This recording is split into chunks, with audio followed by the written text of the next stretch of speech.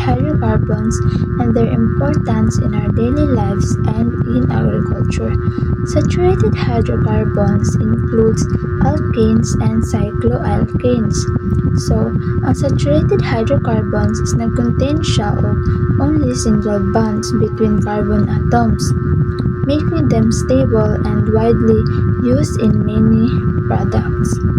Objective: this activity aims to help students recognize the importance of saturated hydrocarbons, alkanes, and cycloalkanes in everyday life and agriculture by relating the concept learned in class to real-world applications. So, what are saturated hydrocarbons? So, ang saturated hydrocarbons is siya ang compounds made only of carbon and hydrogen nga naay single bonds. Because they are stable, mao nang ilahang ginagamit as fuels, lubricants, waxes, and many other products. Kasagaran ani nila is gikan sa petroleum and natural gas. Our first example is LPG. It mainly contains propane and butane, which is kanang duha is alkanes. Gikan siya sa mga natural gas and petroleum. So, nagagamit jud ta ni LPG pag magluto ta o mag-init ta og tubig. But, dali ra kaayo ni siya masunog. So, we must check for leaks and store it safely.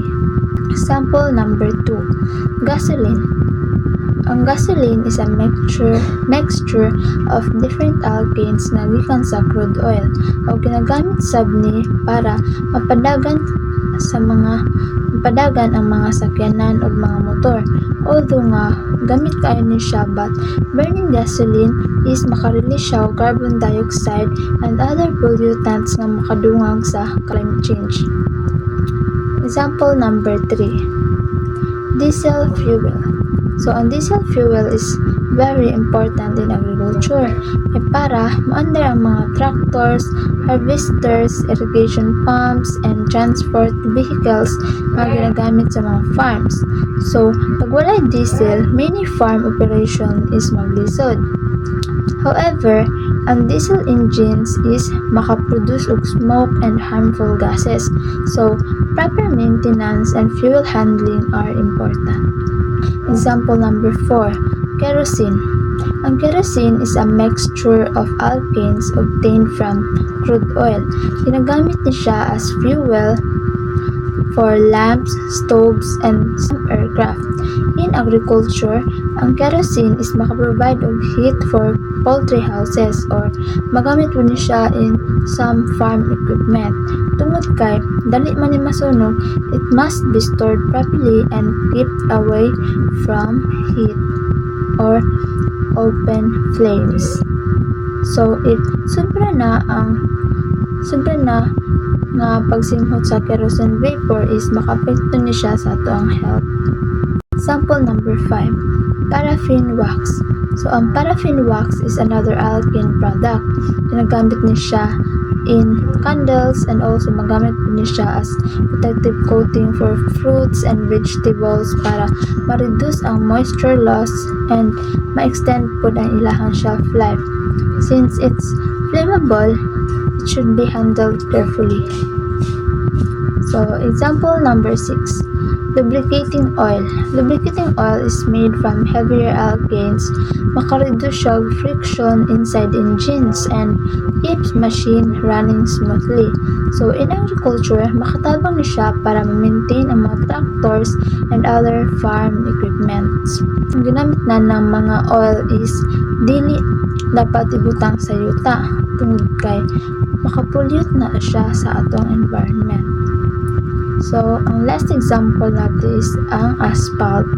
Asphalt, also called as bitumen, is made from heavy hydrocarbons obtained from crude oil. Ginagamit ni siya by kanang mag-build og roads and roofs. In agriculture, ang asphalt is important tungod kay it provides strong farm roads para mapadali ang pagtransport sa mga crops and mga machineries. However, ang asphalt is makasunog siya sa atong skin and its fumes should not be inhaled for long periods. Overall, unsaturated hydrocarbons plays an important role in everyday life and agriculture, but kinahanglan gamiton nato ni siya responsibly and safely. So, why is it important for BS agriculture students? So, as BSA student, understanding the saturated hydrocarbons is important because many agricultural activities depend on fuels and petroleum products. Diesel powers farm machinery, lubricating oil protects equipment, and paraffin wax helps preserve agricultural products. Knowing their uses, benefits, and possible health and environmental risks allow us to use these materials safely, efficiently, and responsibly while promoting sustainable farming practices. That's all. Thank you.